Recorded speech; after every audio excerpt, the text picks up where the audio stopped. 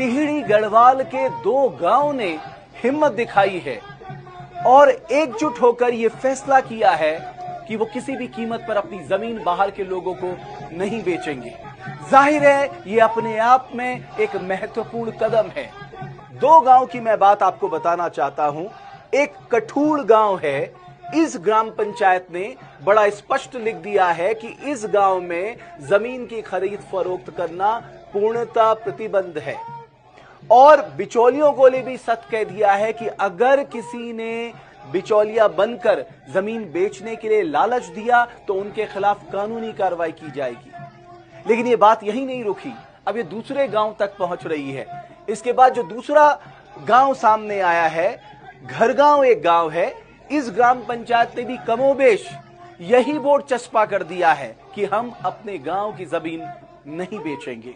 आप ये मान के चलिए कि आज नहीं तो कल इस प्रदेश को एक मजबूत भू कानून मिलेगा, क्योंकि लोगों की आवाज को बहुत देर तक अनदेखा नहीं किया जा सकता।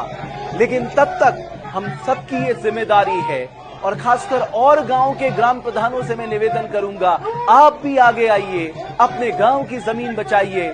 2 गांव ने शुरुआत की है, ये 2 से 20 और 20 से 200 गांव तक फैलने तक समय नहीं रहेगा। और यकीन मानिए, अगर हमने ये संदेश दूसरे लोगों तक पहुंचा दिया